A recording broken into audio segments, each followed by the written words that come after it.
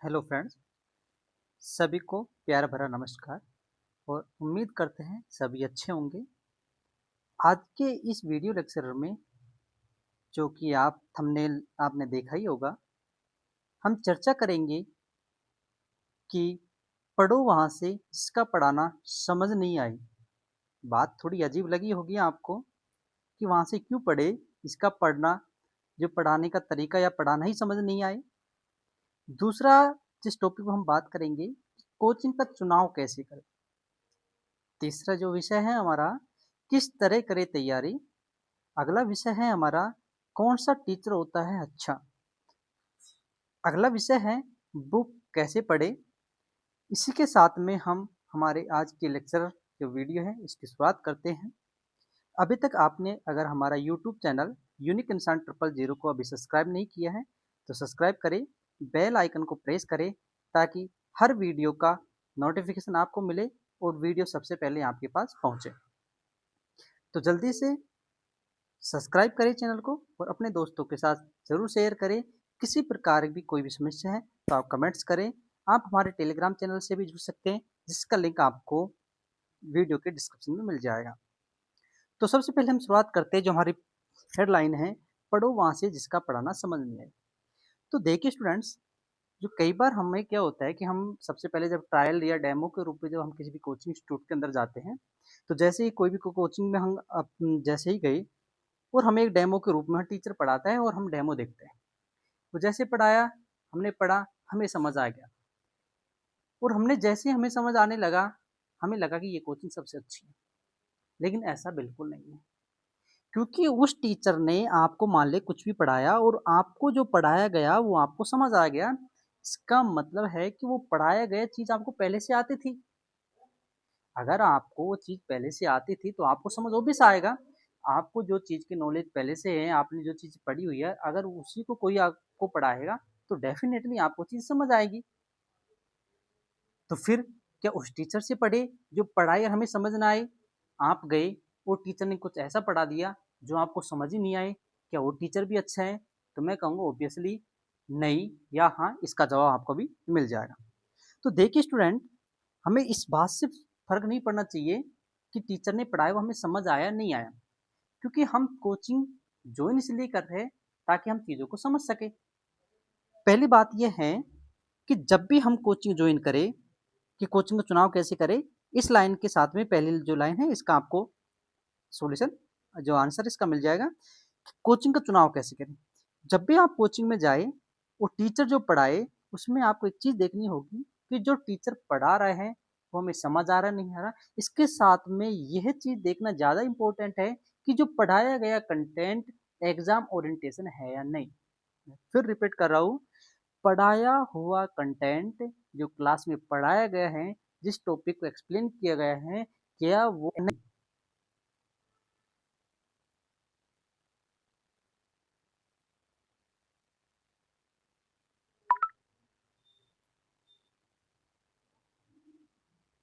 अगर वो content exam oriented अगर नहीं है तो वो चीज़ें समझ आए या ना आए उसका कोई महत्व नहीं रह जाए। तो सबसे पहले जब भी कोचिंग का चुनाव करें, जब भी किसी टीचर के यूट्यूब पे या कहीं भी ऑफलाइन ऑनलाइन मोड पे जब भी आप कहीं पढ़ें, तो सबसे पहले उस कंटेंट में ये देखें कि वो कंटेंट एग्जाम ओरिएंटेड है या नहीं। जिस पैटर्न में आज आरपीएसयू या आरएसयू जिस पैटर्न में क्वेश्चन बना रही है, जिस पैटर्न में क्वेश्चन पूछे जा रहे हैं, क्या उस पैटर्न में सामने वाला पढ़ा रहा है, नहीं पढ़ा रहा। किसकी करें तैयारी?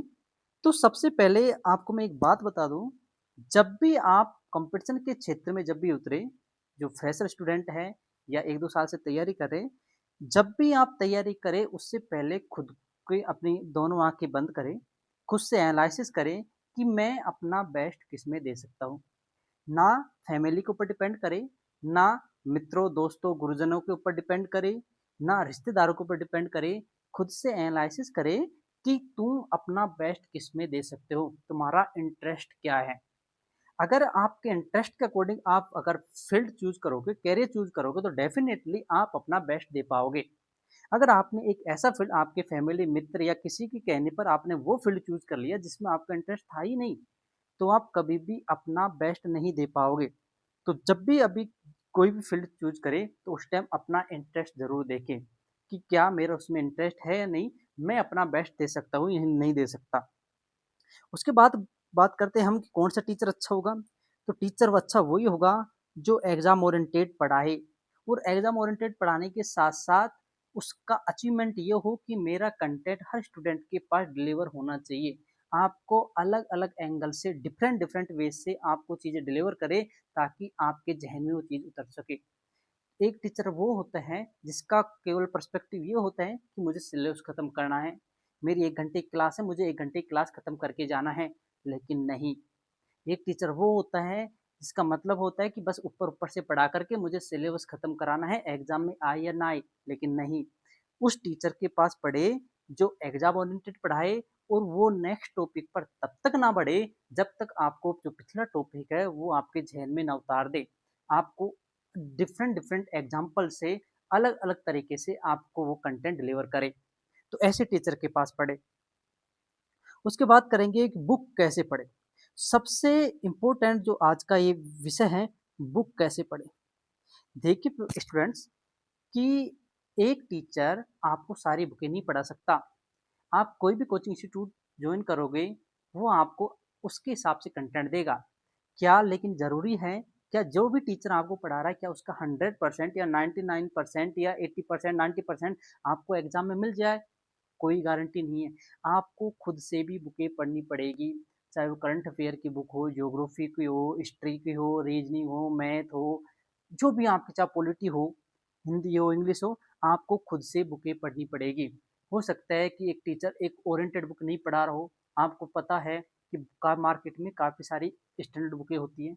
आपको लगता है कि ये बुक अच्छी है, ये मुझे पढ़नी चाहिए, लेकिन समस्या तब आती है जब आपको पता ही नहीं कि बुक पढ़े कैसे। तो मैं आपको बताता हूँ बुक पढ़ने का सबसे बेस्ट तरीका। मान लीजिए आपने कोई भी बुक है, हम बात करते हैं, चलो हम ज्योग्राफी की कोई बुक उठा ली।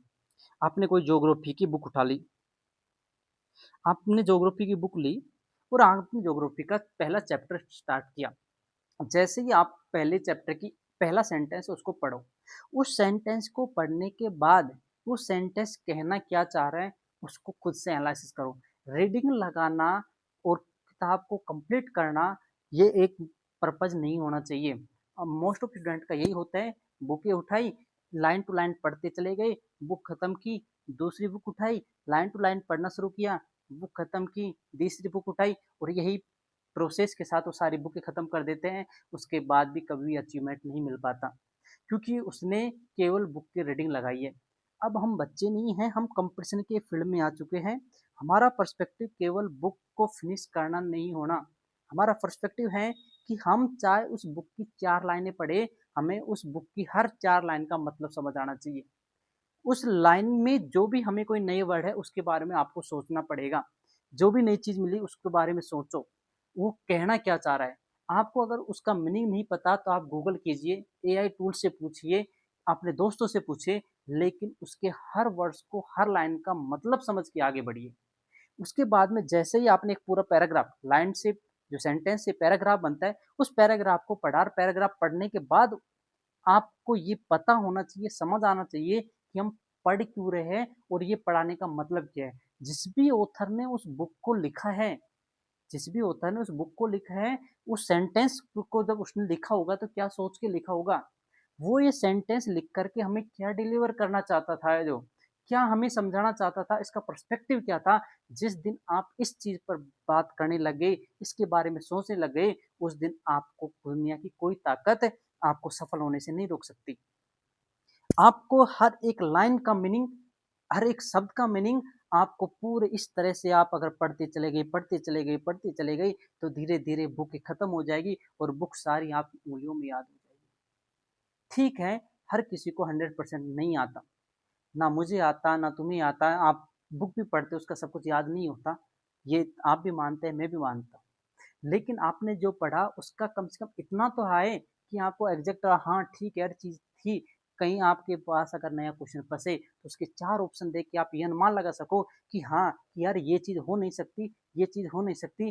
क्वेश्चन में ये पूछ रहा है, ये चीज़ हो सकती है। नए क्वेश्चन को हैंडल करना आप तभी सीख पाओगे जब एक अच्छी बुक की रीडिंग करना सीखोगे। तो बुक की रीडिंग करने का तरीका आपसे पहले जो भी था अब उसको बदल लीजिए कि बुक की रीडिंग कैसे करें। सिर्फ पन्ने पलट के सेंटेंस खत्म करके बुक खत्म करना पर्पज नहीं होना चाहिए। बुक को रीडिंग करने का मतलब है आपको बुक की हर एक लाइन, हर एक पैराग्राफ, हर एक शब्द से उसका मतलब निकाल के, उसका पर्सपेक्टिव निकाल के उस ऑथर के दिमाग को पढ़ना कि जिसने इस बुक को लिखा है, बुक को छापा है, उसने क्या सोच के ये पैराग्राफ लिखा होगा, उसने किस तरह से इन शब्दों को प्रोआ होगा, वो क्या समझाना चाह रहा है। और यही चीज आपको एग्जाम में भी फॉलो करनी है। जब क्वेश्चन को पढ़ना है तो उस टाइम क्वेश्चन पढ़ना नहीं है, उस टाइम उस पेपर सेटर का दिमाग पढ़ना है कि जब उसने इस क्वेश्चन को बनाया होगा तो उसने क्या सोच के क्वेश्चन बनाया। जब उसने क्वेश्चन को बनाया होगा तो 4 ऑप्शन क्या सोच के डाले होंगे, कहाँ क्या ऑप्शन डाले ताकि स्टूडेंट गलती करे। यही पैटर्न आपने अगर फॉलो किया तो आपको कोई नहीं रोक सकता। हम बात करते हैं वापस अब हमारे पहले सेंटेंस की तरफ, पढ़ो वहां से जिसका पढ़ाना समझ नहीं आए। कई बार स्टूडेंट टीचर क्या होता है ऊपर ऊपर से पढ़ा देते हैं स्टूडेंट को रिझाने के लिए, कि जैसे ही डेमो होता है तो टीचर ऊपर ऊपर से पढ़ा देते हैं और बच्चों को बड़े प्यार से समझ आता है, वाह क्या मस्त पढ़ा है टीचर ने, आज कोचिंग करनी है तो इसी में कोचिंग करनी है। लेकिन मेरे प्यारे दोस्तों नहीं, उस पढ़ाए हुए कंटेंट तुम्हारे समझ आए ना आए उससे ज्यादा इंपॉर्टेंट है वो कंटेंट एग्जाम ओरिएंटेड है या नहीं। क्या फायदा उस कंटेंट का पढ़ाने का और पढ़ने का जो एग्जाम के लायक ही नहीं है। आपको समझ भी आए ना आए क्या फ़र्क पड़ता है? आपको समझ आए या ना आए कुछ फ़र्क नहीं पड़ता, वो कंटेंट एग्ज़ाम ओरिएंटेड होना चाहिए। आपको समझ नहीं आया, कोई बात नहीं, आज नहीं आया, कल नहीं आया, परसों आएगा, 7 दिन नहीं आया, 8वें दिन आएगा, 1 महीने बाद आएगा, लेकिन समझ आएगा। लेकिन वो कंटेंट एग्ज़ाम ओरिएंटेड होना चाहिए। एग्ज़ाम ओरिएंटेड जो कंटेंट होगा, वो डिफ़िकल्टी देगा, क्योंकि अगर डिफ़िकल्टी नहीं देता, तो एग्ज़ाम क्रैक करना बड़ा आसान हो जाता। इसलिए जब भी पढ़ो आपको एग्जाम ओरिएंटेड कंटेंट पढ़ना होगा। इसलिए आप एक फॉर्मूला यूज कर सकते हो कि जब भी आप किसी भी टीचर के पास पढ़ो तो 2 चीज़ों का याद रखना।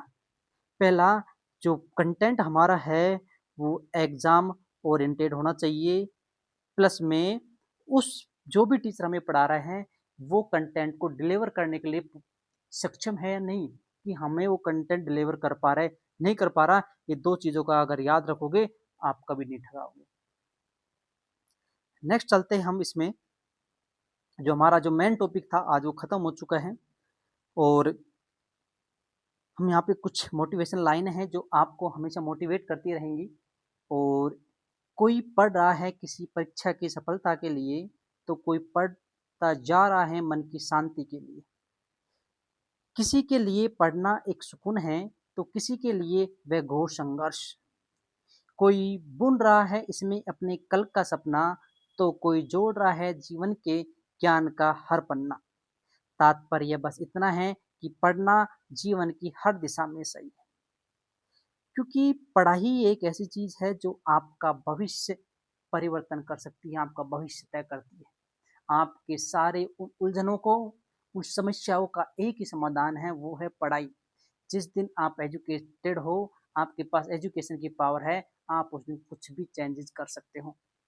अब हम जैसे ही हमने भी बुकों की बात की, बुक कैसे पढ़े, ये लाइन भी कैसे पढ़े। एक वन स्टूडेंट वो होता है जो लाइनें पढ़ी निकल के आगे पहुंच गया, एक स्टूडेंट होगा उसकी हर लाइन के बारे में सोचेगा। इसकी हर लाइन के बारे में अगर आप सोचोगे तो आपको समझ आएगा कि इसकी हर एक लाइन में बहुत गहराई छुपी हुई है। तो आप चाहे कोई कविता पढ़े, बुक पढ़े, कुछ भी पढ़ो, न्यूज़पेपर पढ़ो, करंट पढ़ो, उसकी हर एक बात पर गौर करना है। जैसे कोई पढ़ रहा है किसी परीक्षा की सफलता के लिए, डेफिनेटली एक स्टूडेंट वो होता है जिसका पर्पज केवल एग्जाम पास करना होता है। जैसे हम बच्चे थे जब छोटे थे तो हमारा पर्सपेक्टिव एक ही था, कैसे न कैसे पहली क्लास, दूसरी क्लास, 10वीं क्लास, ये बस पास हो जाए, इससे ज्यादा कोई पर्सपेक्टिव नहीं था। तो कोई पढ़ रहा है किसी परीक्षा की सफलता के लिए तो कोई पढ़ते जा रहे हैं मन की शांति के लिए। एक स्टूडेंट वो है जिसको केवल हाँ मैं पढ़ रहा हूँ, उसको शांति मिल रही है कि मैं पढ़ता जा रहा हूँ, उसको समझ आए नहीं आए उसे कोई मतलब नहीं है, वो बस सेटिस्फाई है मैं पढ़ रहा हूँ, अपने सेटिस्फेक्शन के लिए पढ़ रहा है। और वो सेटिस्फेक्शन के लिए स्टूडेंट वो पढ़ते हैं जो किसी के दबाव में आके पढ़ते हैं। जब किसी के दबाव में आके पढ़ते हैं तो केवल है जो वो बस पढ़ता है, किताब के पन्ने पढ़ता है और बस कि मैं सेटिस्फाई हूँ, मैं पढ़ रहा हूँ, मैं 4 घंटे लाइब्रेरी में जा रहा हूँ। किसी के लिए पढ़ना एक सुकून है, बिल्कुल डेफिनेटली। कोई एक स्टूडेंट बड़े सुकून के साथ पढ़ता है, चाहे वो कविता पढ़े, शेर और शायरियाँ पढ़ी, न्यूज़पेपर पढ़ी, बड़े सुकून के साथ पढ़ता है। तो किसी के लिए वह घोर संघर्ष है। एक छात्र होता है जो एक सफलता हासिल करने के लिए बड़े ही संघर्ष करता है, घोर संघर्ष करता है। कैसे भी करके मुझे पढ़ना है और सिलेक्शन हासिल करना है, ये दिमाग में उसके हमेशा रहता है, तो उसका संघर्ष बहुत कठिन होता है। कोई बुन रहा है इसमें अपने सपनों का एक स्टूडेंट जब पढ़ता है तो हमेशा वो पढ़ाई के साथ साथ जब भी फ्री होता है अपने आप को मोटिवेट करता है कि मैं जॉब लगने के बाद ये करूँगा, वो करूँगा, ऐसे करूँगा, अपने माँ बाप की सेवा करूँगा, कैरियर बनाऊँगा, बड़े मकान खरीदूँगा, महंगे कपड़े पहनूँगा, गाड़ी खरीदूँगा। तो वह अपने सपने सजोता है, अपने सपने संजोगता है कि मुझे पढ़ने के बाद क्या करना है। कोई बुन रहा है अपने सपनों का कल, अपने कल का सपना, तो कोई जोड़ रहा है जीवन के ज्ञान का हर पन्ना। एक स्टूडेंट वो होता है जो अपने कैरियर के हर उस पेज को जोड़ता चले जाता है और यही मकसद हर स्टूडेंट का होना चाहिए। जॉब पाना एक अलग बात है, साथ में ज्ञान हासिल करके हर उस मोमेंट्स को जो आपकी लाइफ में पहले चले आए हैं, चल रहे हो, चलते रहेंगे, उन सबको प्रोना, उनको जोड़ना, ताकि एक आप एक अच्छे व्यक्तित्व धनी वाले इंसान बन सको। तात्पर्य बस इतना है कि पढ़ना है जीवन की हर दिशा में सही। जो भी आप किताब पढ़ रहे हो, हर डायरेक्शन में वो सही साबित होगा। आप चाहे उसको एक अपनी आप कोई भी बुक पढ़ रहे हो, आप उसको नॉलेज पर्पज़ से पढ़ रहे हो या आप अपना टाइम स्पेंड करने के लिए पढ़ रहे हो या कुछ सीखने के लिए पढ़ रहे हो या खुद को मोटिवेट करने के लिए पढ़ रहे हो या किसी को पढ़ाने के लिए पढ़ रहे हो। पढ़ाई एक ऐसी चीज़ है जो हर दिशा में सही है। आप किसी भी एंगल से देखोगे तो पढ़ाई किसी भी एंगल से आपको गलत नज़र नहीं आएगी। तो ये था हमारा आज का एक हम इसको मोटिवेशनल वीडियो बोल सकते हैं या एक ये कह सकते हैं कि आपको कुछ एक नया सिखाना। जो मेरा मेन पर्पज़ इस वीडियो का था वो यही था कि हम एक अच्छे कोचिंग इंस्टीट्यूट का चुनाव कैसे करें और सबसे मेन मेरा जो पर्सपेक्टिव यही था कि एक अच्छी बुक को पढ़ना कैसे है, बुक पढ़ी कैसे जाती है, बुक को पढ़ने का तरीका क्या होना चाहिए और एक अच्छा टीचर। हम कई बार क्या होते हैं हमारा टाइम खराब होने के बाद हमें पता चलता है हाँ हम यार उस टीचर के पास नहीं जाते, उस कोचिंग में चले जाते, उस टीचर से पढ़ ले तो आज हमारा सिलेक्शन सिक्योर होता है। तो हमेशा जो ऊपर ऊपर से पढ़ाते हैं, जो टाइम पास करते हैं, उनसे बचे। हमेशा एग्जाम ओरिएंटेड, क्योंकि जब भी आप पढ़ते हो तो सबसे पहले आप देखो, पढ़ो उससे, उसके बाद आपके जो पीवाईक्यू होते हैं उन पे एनालिसिस करो कि हाँ कंटेंट कहाँ से बन रहा है, पैटर्न क्या है, एग्जाम ओरिएंटेड चीज़ें कैसी हैं, वहाँ से पढ़ो। तो धन्यवाद, आज का था ये हमारा वीडियो। हम इस वीडियो को करते हैं यहाँ पे फिनिश। और अभी तक जिसने भी हमारे चैनल को सब्सक्राइब नहीं किया वो चैनल को सब्सक्राइब करे और बेल आइकन को प्रेस करे और ऐसी ही वीडियो के साथ मिलते हैं हम अगले दिन। धन्यवाद।